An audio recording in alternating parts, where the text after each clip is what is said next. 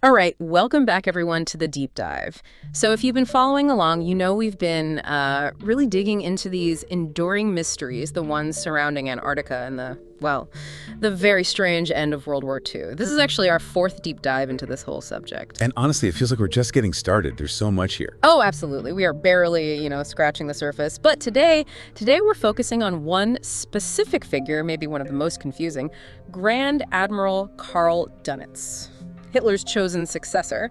And we're going to explore these, frankly, incredible claims that link him, these super advanced Nazi U-boats, and a secret base hidden away in Antarctica. What makes it so compelling, though? Well, I think it's the paradox right at the center of it. You have Dönitz, a man completely intertwined with the Nazi regime, his loyalty to Hitler, undeniable. And yet you look at the Nuremberg trials and his sentences was remarkably lenient, just 10 years. 10 years, when others got... Exactly. Others faced execution, much longer prison terms. So this leniency, it just stands out. It's like a flashing light, suggesting maybe there's a hidden story, something that's been missed. It really makes you ask, what did he know? What could he have offered to get that kind of deal? That's where it gets really intriguing, doesn't it? Let's rewind a bit to Hitler's last days. Berlin's falling apart, total chaos. But in his final political statement, right in the middle of all that collapse, he picks Dönitz as his successor, President of the Reich, Commander-in-Chief. Why him? Why a naval officer for that top spot?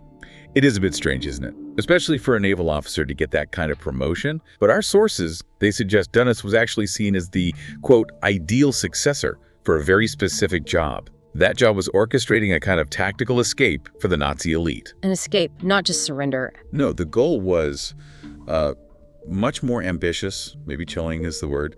It was about ensuring the survival, the dispersion of the seeds of the Fourth German Reich, basically keeping the ideology and the key people alive to continue somewhere else. It wasn't about ending things. It was about laying groundwork for the future. So this wasn't just a military handover. It was ideological succession planning. That definitely changes the picture from just, total collapse. But then what about the high-ranking Nazis, like Hitler or Goebbels, who chose suicide? How does that fit if there was this bigger plan? Did they think it was already underway? The sources suggest they absolutely did. Yes, many top Nazis chose suicide or faced certain death, but it seems they did so believing this much larger plan was already in motion. It wasn't necessarily desperation in the way we might think. It was more like embracing martyrdom, believing their sacrifice served this grander scheme, ensuring the Fourth Reich would survive, just somewhere else. Their deaths became part of the strategy, in a way. Wow, that's a level of conviction that's hard to grasp. And Dönitz himself, was he just a pragmatist carrying out orders, or did he really buy into the Nazi ideology? Oh, his commitment was deep, far beyond just typical military duty. You just need to look at his directive from February 1944.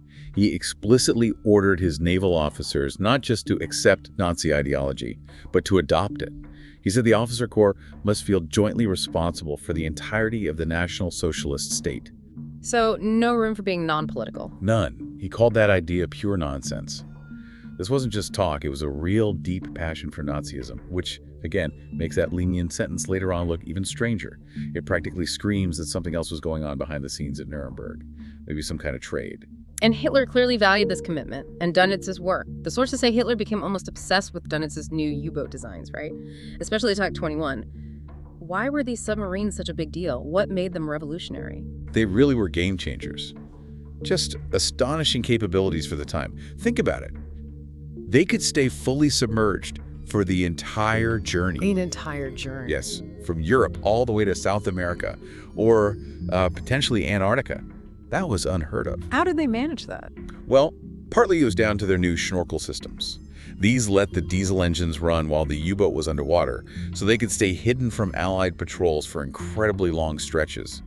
Hitler was apparently consulting Dönitz almost daily about them. Made their construction the absolute top priority for armaments. He saw them as maybe a last hope.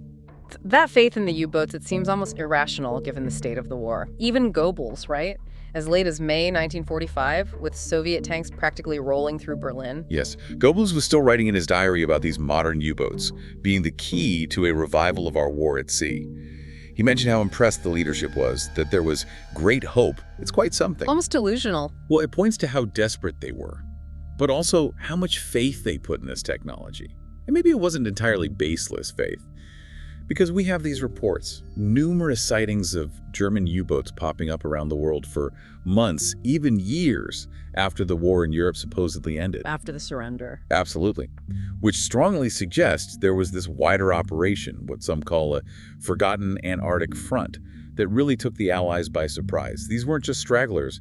It looked like a coordinated effort. Okay, so that leads us straight to Antarctica, and Dönitz himself mentioned something intriguing back in 1943. He did, a public statement no less. Yeah. He claimed the German U-boat fleet was building an impregnable fortress somewhere else. And he called it? In another part of the world, a land of ice, a Shangri-La. Shangri-La. That name definitely wasn't chosen by accident, was it? The sources say it was a clear hint towards New Swabia. Exactly. It's a pretty bold thing to say publicly during wartime. And the sources suggest that as Europe crumbled, New Swabia became the only viable base of operations for U-boats. They talk about secret convoys of these new Type 21s heading down there. And apparently this Base 211 was just one of several secret German bases dotted around the globe, a whole hidden network.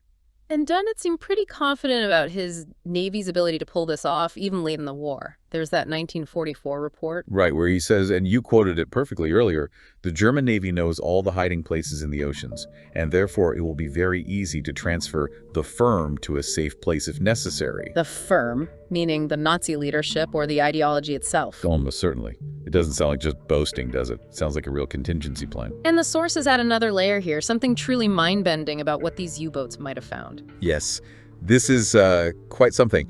The claim is that German U-boats didn't just manage to navigate under Arctic ice or even up English rivers, which is remarkable enough, but they also supposedly discovered an underwater trench, a massive one, that cut straight through Antarctica. Through the continent?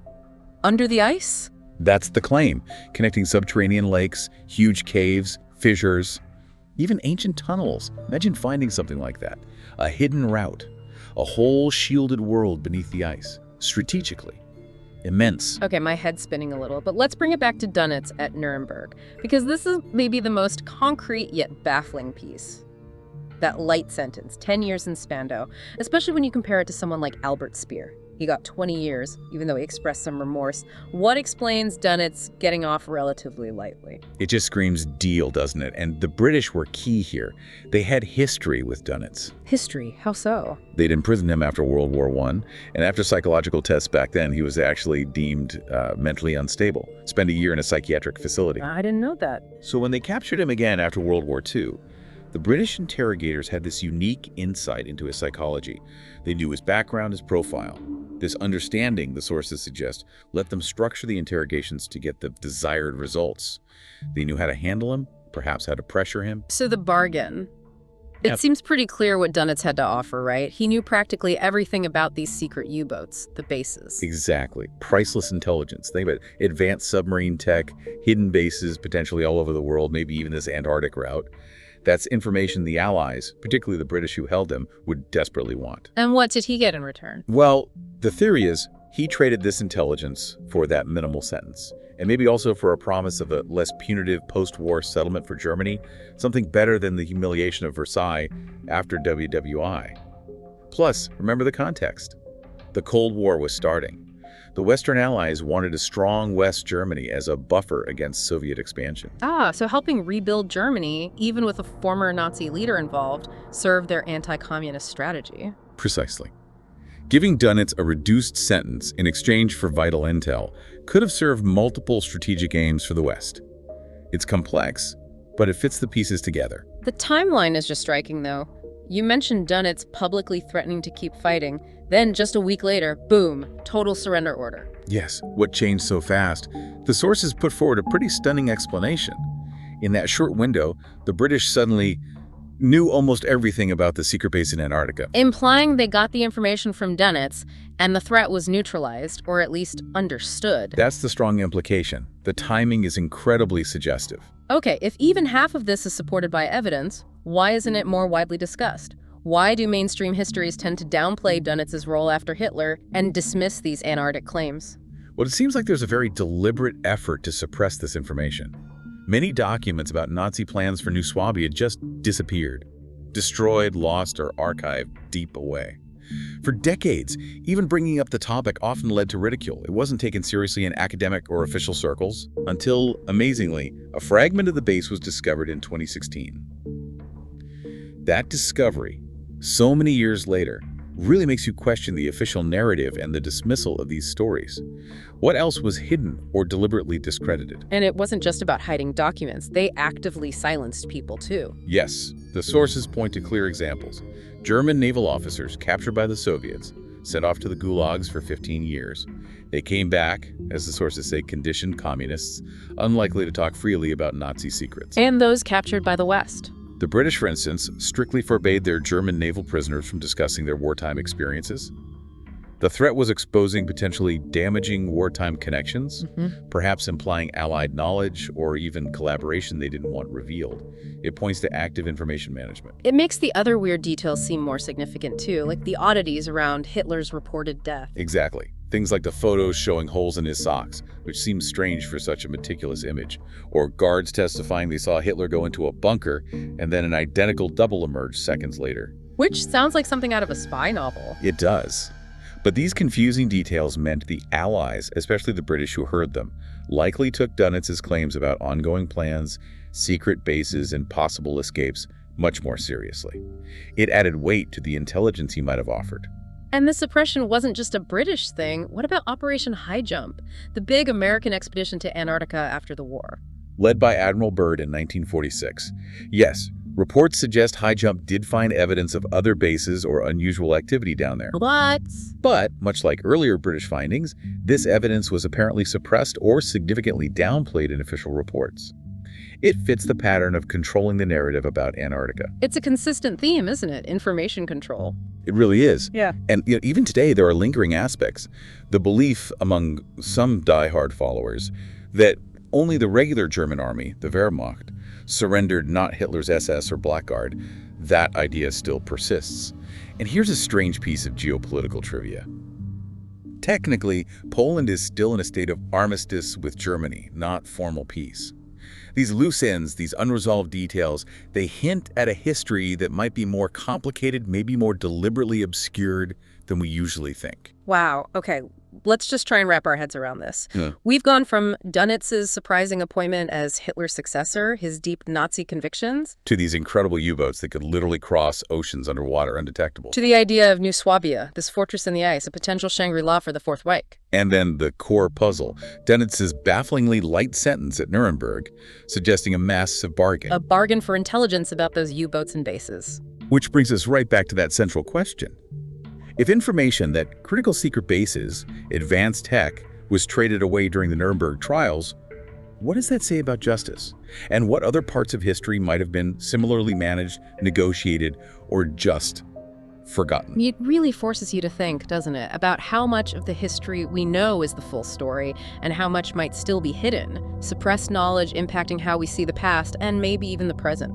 There's clearly so much more to dig into here. Thank you for joining us on this pretty mind-bending deep dive today.